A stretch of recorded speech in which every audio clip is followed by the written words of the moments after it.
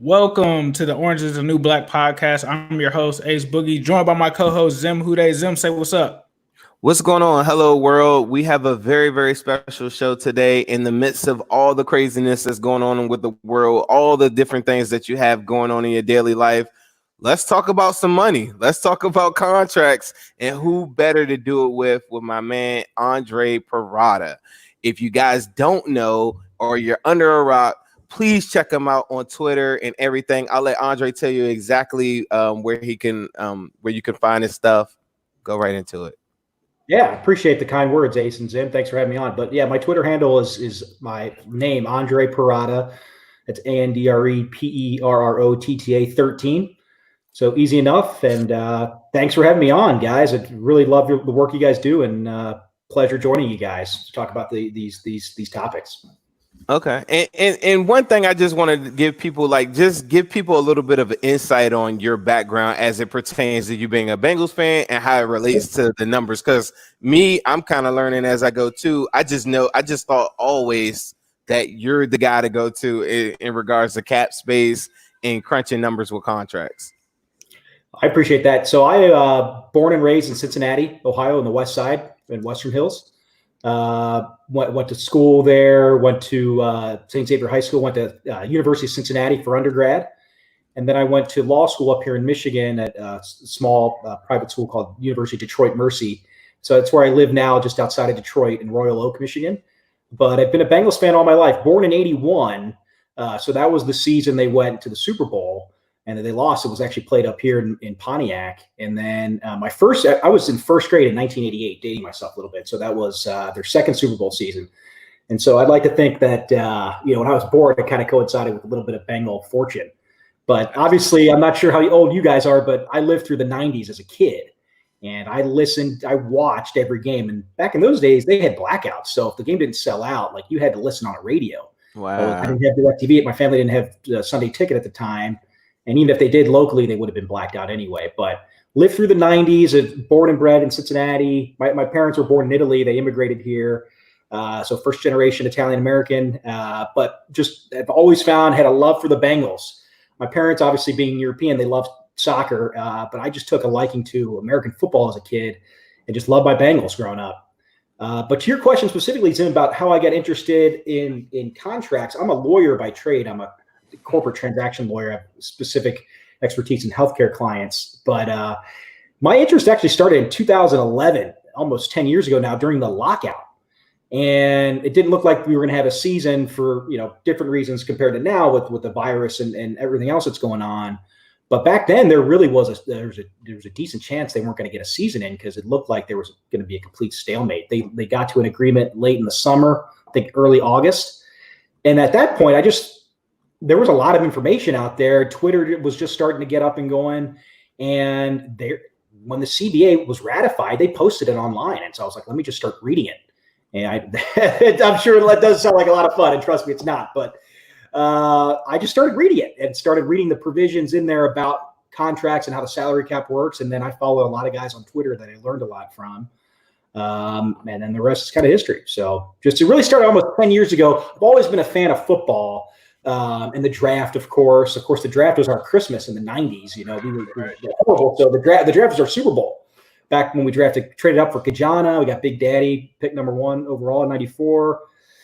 But then the contract stuff just started within the last 10 years or so. I just started to get an interest in the business aspect of football, because once these owners and players start fighting over this $1 billion pile of money, I'm like, let me see what some of these issues are and how these contracts are valued and how they work in the cap and stuff. So just always kind of had that interest as well. But overall, I'm just a huge fan. I'm a huge fan like you guys are, and you guys are very knowledgeable about everything as well. So anytime I can get together to talk Bengal football with Bengal fans, I'll never miss that chance. For sure. I talked to Andre off the air too, and we kind of got into some of the different elements of NBA players currently right now, what they're up against with the Orlando bubble and different things going on like that. So Andre is really, really knowledgeable on just sports period too. And I was really impressed. But one thing that I wanted to throw out there, because it was such a hot topic the other day on my Instagram, is we want to talk about free agents and free agents that make sense for the Bengals. Yeah. I have a couple of guys. I know Ace has some guys, and I think you guys actually have the same guy, just like most Bengals do. And we want to just kind of go through it. The first guy that I wanted to talk about with you is your guy, and I think it's everybody's guy, and that's Larry Warford. Mm-hmm. Can you tell me potentially how you think a contract with Larry Warford would look like with the Bengals? Currently, like when I look at overthecap.com, it says we have $24 million in cap space, but I know that they haven't cleared the rookie deals yet and everything like that. So you can tell me like how Larry Warford contract could work out. Previously on our show, Ace has even pointed out to me like cutting someone like a Alex Redmond can potentially give us back $4 million. Like, kind of walk us through some of those scenarios, please. Yeah, absolutely. So you're right. So we'll start with the cap space. They are, according to Over the Cap, they're just over 24 million. But you hit it on the head there, Zim. They haven't signed their rookie class yet. So when you factor in those rookie deals that are going to get signed, like Burrow and T. Higgins, the higher end rookies, and even Logan Wilson's deal will be pretty good as the top pick of the third round. That's going to actually take out about $7.5 million of that. That's going to account. The rookie allocation is about 11 million, but that shouldn't be confused with the cap space that's needed to sign those guys, because these rookies are going to displace guys that are not going to be on the team anymore. So, like for example, you mentioned like an Alex Redmond. Alex Redmond counts over 2 million on the cap right now. Like Hakeem Adeniji is an offensive lineman, and he's making less than, obviously he's going to make less than what Redmond's going to make. And so when the 53-man roster is when it's whittled down there, those guys are going to be, there's that term called roster displacement. So the fact that you have this rookie pool, that's not the money that's needed to sign them under the cap. And so the long way to answer that is 24 million they have currently. Even though the rookie allocation pool is 11 million roughly, they only need about 7.6 million to fit their draft class into their salary cap. So if you take let's call it 7.6 million, subtract that from 24.1, that leaves you roughly at about 16.5 million after all the rookies are in there. That's a lot of money. That's a lot of that's still at the top. That's probably still top 10 NFL. It's top five. Top five. And that's before a Mixon deal, which we can talk about later on, and a potential AJ extension. He's got less than a month to agree to that, to play on a long-term deal. But that's the 16.5 million after your rookie class. That's plenty of money. That's plenty of cap room to sign a Larry Warford, to sign a couple other guys that we'll talk about too. But if we're talking, let's talk about Larry Warford. I'm a huge fan. I'm surprised he's still on the market. Played at Kentucky. Go ahead. I'm surprised. I want you to finish the talk, but I think the Larry Warford thing is almost like the Cam Newton talk. It's like, it's just a matter of the doctors getting their hands on them and then teams actually bringing them in. And I think the COVID-19 has just really stagnated everything. So people just can't move like they normally would.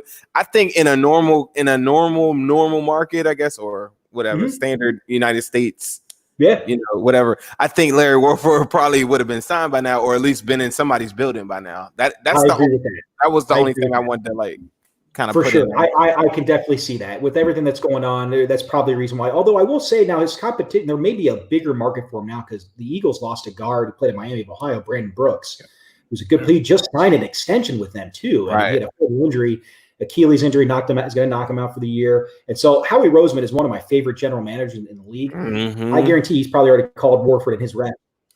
Just kind of test the waters a little bit. So Warford and his reps, they may be playing the long game here. Like, hey, camps aren't even official yet. Like, it's likely going to be they're gonna happen, but let's kind of wait. There's no rush, like you said, with the coronavirus and everything else that's going on. Let's kind of get the best deal, and that's what maybe Warford is thinking at this time. He may even be looking at a multi-year deal with some extra guarantee money. But the reality is, at this point, once we're into June, I can't see too many teams offering more than like a 1-year deal.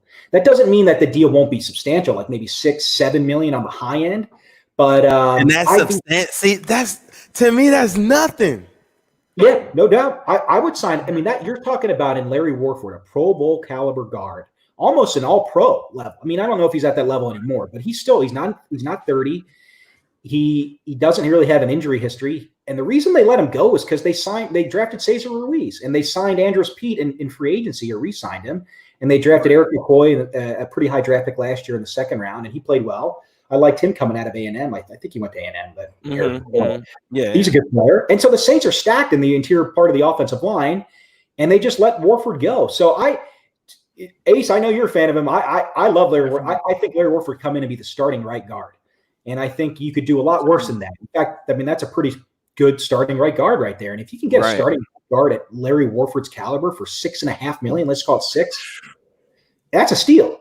And that is even before like a Mixon or an AJ negotiation extension. But that's plenty of room. You can do all that.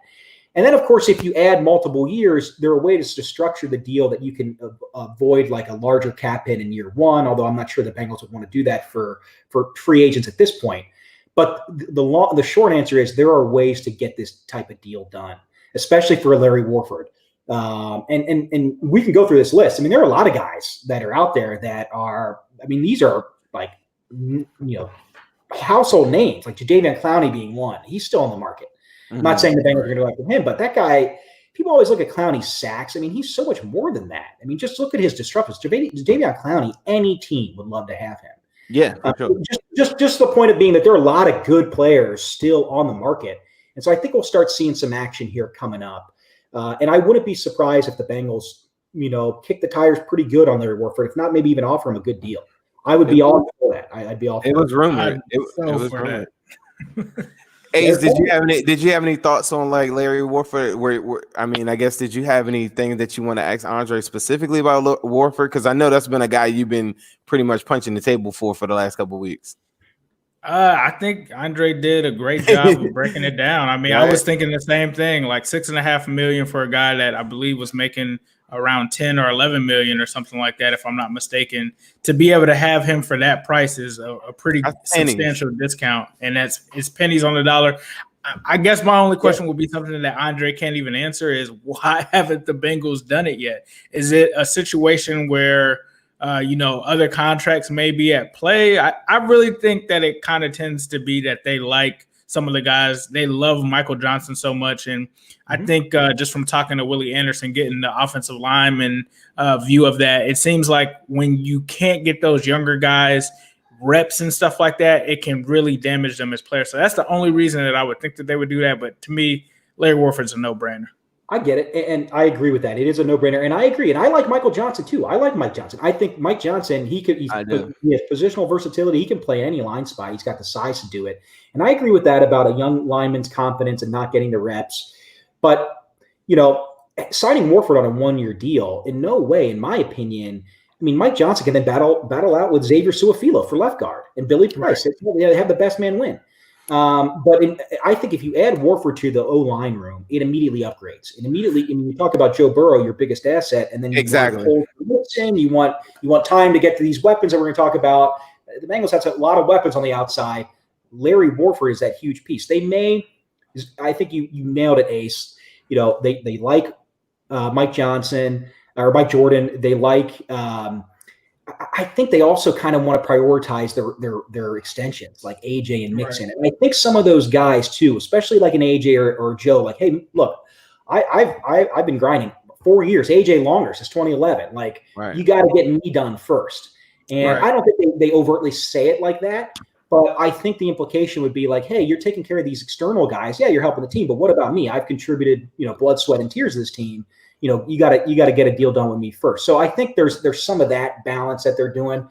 But just in the interest of upgrading the football team, Larry Warford is an immediate and clear upgrade. And you said the most important part is like you invested very, very high in Joe Burrow, and you need to do everything in your power to keep him upright. So. With that said, I think we're all on board with Larry Warford, and I think we just need to make it happen. I don't see him taking a 1 year, but like you said, it's so late in the game. I think he might be forced to. But some of these other guys, I think they'll be forced to. Another guy that I showed you, Ace wasn't the biggest fan of him, but I said that a couple of weeks ago. I really wanted Everson Griffin and Talib, Aqib Talib. I'm sorry. Yeah, and Everson Griffin. Those are two guys that I wanted. I wanted Talib's toughness, and Everson Griffin is just 30 something snaps a game. Currently right now their depth at edge is really, really one of the bigger issues I think that this team that people are going to see. If you're looking at teams that go to the playoffs and teams that are very, very competitive, they're stacked usually at the edge position, and the Bengals are not. So I think outside of offensive line, that's another position that I absolutely would add some depth to, and those are two guys that I like. I like Everson Griffin a lot, and I think he's on the back nine of his career, but he can in a rotation. I think even if pressed into service as a starting guy playing 60% of the snaps, Everson Griffin could still give you some good games and some good seasons. But to your point, I've been on Zim. I didn't know you were on this train too, but I'm on we need some edge guys because look, Carlos is a great player, and Sam Hubbard is looking. He's on the cusp. He's coming up. And Carl Lawson, if he just stays healthy, Carl Lawson, I think, is a dominant defensive end, dominant edge player. Yes. And I like Khalid Kareem. Khalid is actually from Detroit. I followed him when he played at Notre Dame, but he was a highly recruited kid coming out of the Southeast Michigan area. So I like Khalid Kareem a lot. We had him on. We had him on this show not too long ago. It was a really good show. Kareem is an impressive young man. He's a great player. He's more importantly, he's a good person by all accounts. But he's a good player, and I think the Bengals have some ideas of maybe kicking him inside a little bit, so that reduces then even more our edge depth or lack of it. Because I'm with you, Zim. What happens not even with the coronavirus thing? Let's say one of these guys tests positive for corona and they were quarantined for 2 weeks during the season. That's terrible. But let's say it's a normal season and you got like a sprained ankle, not enough to go on like short-term IR. But enough to be like, okay, you're going to be out for a couple weeks. Now we got Sam Hubbard and Carl Lawson, two good players, but that's it. We need some depth on the Bengals need some depth on the edge, man. I agree with you guys. I agree with you guys. For me, I agree with you guys. I definitely think that we needed some edge players. I honestly thought that we should have possibly double dipped at the position, and I have to agree with you as well. Like, you have Carlos Dunlap. You have Sam Hubbard, but you don't really have much outside of that. Like, there's not much depth there. Carl Lawson, like you said, great player when he's healthy. When he's healthy. He's had an injury. Exactly. He's had an injury history dating back to Auburn. That's why we were able to get him so late. But my only issue was the reason that I didn't want Everson Griffin wasn't from Everson Griffin, the player. I think he could start. I think he could start on 32 teams in the NFL. It just was some kind of off the field issues that kind of came with him. So that was kind of my concerns about Everson Griffin, just from some things that I had heard just around in circles of the NFL saying that he needed a mental health evaluation before they were going to bring him back. So that was my only thing with him. But I definitely agree with you guys in terms of us needing to get some edge rushers back. So if we were to go after Everson Griffin, I'll just play devil's advocate. How much would that essentially cost, or what would that look like? And the same with Talib. And Talib, So back it up a little bit, I agree with Griffin. There was that case where he may have left the team. He left the Vikings a couple years ago, and I'm sensitive to mental health issues too. I know people have gone through that type of stuff, so I don't want to make light of that at all. But you're right. I mean, you want to make sure that that's all buttoned up and everything's right with him mentally and that he's okay. Because when he's on, even though he's older. He's a good player. But I think even when we talked about Larry Warford, I think at this point it's going to be a 1-year deal. Edge rushers get paid. It's a premium position, so they're going to get paid more than an interior offensive lineman for sure. But so I think maybe 1